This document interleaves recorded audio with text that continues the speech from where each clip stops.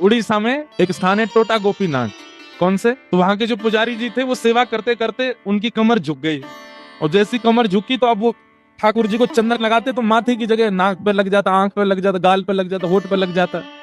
दर्शनार्थी बोलते, पुजारी जी देखो गोपीनाथ जी की आंख पे चंदन लगा दिया आपने, गाल पे लगा दिया, मुंह पे लगा दिया। उनको बड़ी पीड़ा होती। मन में सोचने लगे अब एक काम करता हूँ कि मैं एक पुजारी रख लेता हूँ, मुझसे तो सेवा उतनी, कमर झुक गई मेरी।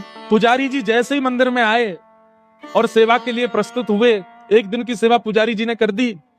रात्रि में मंदिर जैसे ही बंद हुआ तो महाराज पूर्व के जो पुजारी जिनकी कमर झुक गई, उनके स्वप्न में श्री ठाकुर जी गए, और ठाकुर जी जाके बोले देखो मुझे आपसे ही सेवा चाहिए, ये क्यों कोई और मेरा स्पर्श नहीं करेगा, आप ही चंदन घिसो, आप ही पोशाक पहनाओ, आप ही श्रृंगार करो। ठाकुर जी तो मुझे बहुत प्रसन्नता है कि आपको मुझसे सेवा चाहिए, पर मैं तो बीमार हो गया, मेरी कमर झुक गई, अब कैसे चंदन लगाऊं आपको।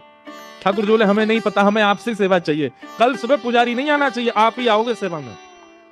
बेचारे प्रसन्न भी हो रहे थे पर रो भी रहे थे।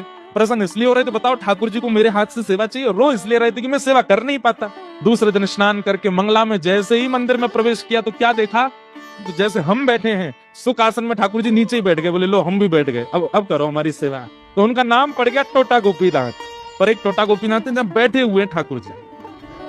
राधे राधे।